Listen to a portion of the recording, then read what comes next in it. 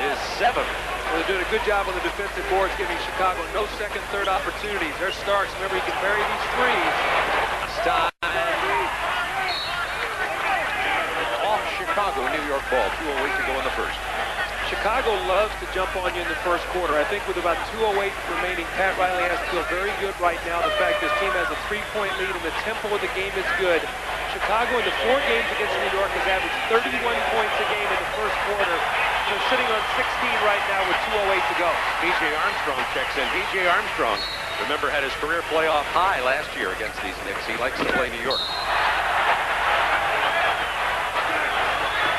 Been some slipping on this floor, and Starks looks like he hurt his right knee. Let's hope it's a bruise.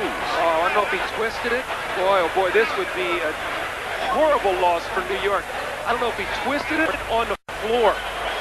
It looked like he hit a slick spot over there. You know, Pat Ewing just had fallen down over there. You know what the story here is? You and I are very familiar with this, you more than me from coaching here. The Blackhawks, the Chicago NHL team, are still in the NHL playoffs.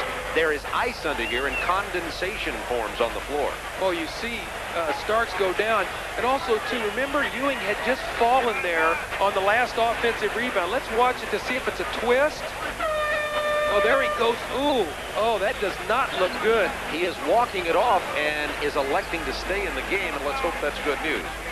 Well, that's, you know, for New York, they must have John Starks. He's a tremendous defender. He's a streaky offensive player that we talked about, and he's the guy that at least you can put out there against Michael Jordan and have some speed and quickness up against him. You cannot ask Gerald Wilkins to play 48 minutes against Michael Jordan. So we'll have to keep our eye on John Starks to see what happens the rest of the way. Speaking of the talking in the NHL playoffs, Chicago is Sports Central. The White Sox and the Cubs are home this week. The Knicks and Bulls play here on Tuesday and Thursday. And, of course, the Blackhawks will be in this arena tomorrow night playing against the Red Wings in the NHL Stanley Cup playoffs. It looks like Starks is moving pretty well. They're going to go right to Michael in the post, though. They're going to find out exactly how good that knee is. 10 to shoot for Chicago. Knicks showing tenacious defense in this first quarter. 3. B.J. Armstrong wants to spot up that shot. There's a block. That's a violation. It'll be the Knicks ball.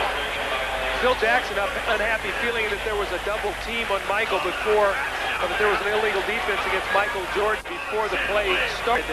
I did not see it. I thought the Knicks were in pretty good position that time. Ewing has 7 rebounds and 2 blocks early in this game to go with his only 2 points. Well, see, the one thing Patrick Ewing do, though, he can influence the game rebounding and defense. It doesn't just have to be scoring. Jordan follows Starks. The Bulls have been held to 16 points in the first quarter with 1:29 remaining. Certainly a Knicks kind of pace, but I keep reminding folks of the first quarter in Miami that the Bulls had, and then the explosion happened. They are a team of streaks and spurts, Bob. I think they're probably the best team since the '83 Philadelphia 76ers to put 5 minutes of defense on you and then go on to a 14-0 or a 12-2 spurt where they hit you with a 10 or 12-point run. So being close with them, you've got to be very, very careful to not let them hit you with a spurt. Will Perdue checks in for Cartwright for the final 1:29 of the first quarter. Now, it's going to be very interesting. Very few times have I seen Chicago play this year at this stretch of the game without Pippen or Jordan, at least one of them being on the floor. Basically, the whole second unit with Grant is on the floor right now. Let's see if they can score. B.J. Armstrong hits the jumper. Technical foul on Phil Jackson before the jumper. Wave it away, and Starks will shoot it. Well, I think that these referees are going to say we're not going to take anything tonight. Phil was unhappy to play down the floor before. He was talking to Eddie Rush. Eddie Rush hits for Steve Paxson had said something early. He got a knee. And remember, Oakley got a flagrant foul early in the game, so they're trying to keep the pressure and the intensity of this game within the rules and not let it get out of hand. James Donaldson comes in for Patrick Ewing. Starks has hit 6 straight points off the bench for the Knicks. They lead by 6 with 1:15 to go in the quarter. Again, let's watch this team Chicago has on the floor. No Pippen, no Jordan. It's Hodges, Armstrong, Livingston, Perdue, and Grant. Normally Scottie Pippen's in as a second unit, and he really stabilizes them, but he has 2 fouls. Perdue is fouled by Starks as he drives into the lane.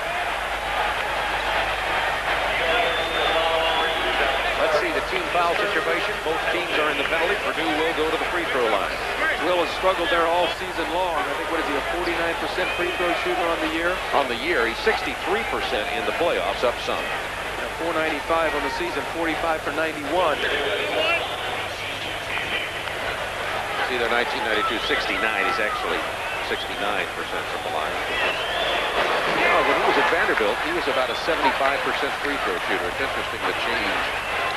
It's like a pitcher in baseball. Pitchers used to be your best hitters in Little League. They get in the big league, they can't hit anything. They start focusing in on other things like pitching and not worried about hitting. I wonder if Will has worked on so many other phases of the game that he's gotten away from his free throw shooting. Certainly did there. 22-16 Knicks, under a minute to go. First quarter. Donaldson at 7-2. That's no basket. That's going to be an offensive foul On Donaldson.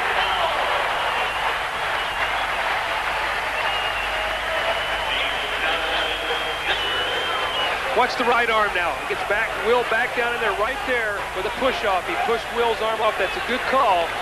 See, both teams really going to both coaches going to the benches here early.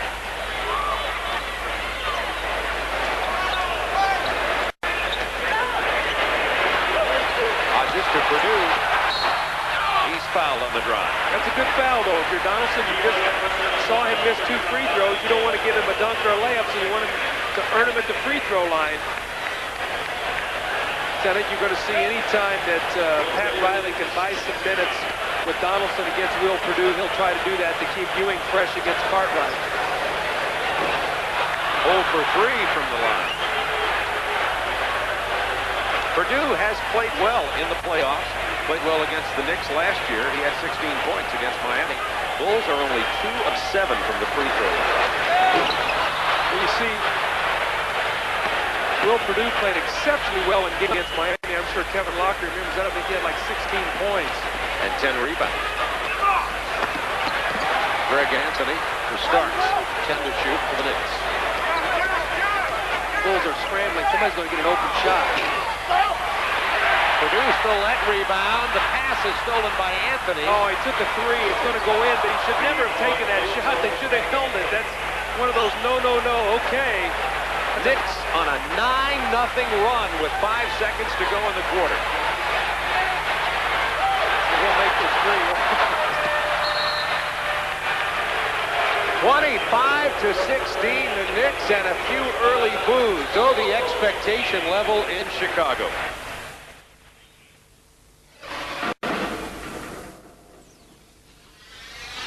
We rejoin the game with just under 5 minutes remaining in the first half.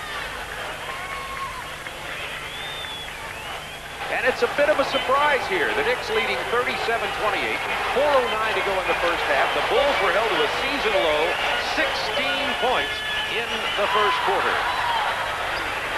This next 4 minutes going to be vitally important for New York to keep the tempo where they have it. Jackson throws up a brick for a 3 attempt. Still say Patrick Ewing's got to catch the ball every other time down the floor. He's got to get the ball in his hands just so Chicago's got to double team him. 10 to shoot. Looking for Ewing. Let's see if he gets the double team. Someone will be open. There's the open shot. That gives you a second shot opportunity, and I tell you why, Bob, is because they had to double team. And when you double team, you don't have a block out responsibility. That leaves a guy now to sneak in and get a second opportunity. Loose ball foul. That's the second on Cartwright. 3:31 to go in the half. Team second foul. Knicks already in the penalty.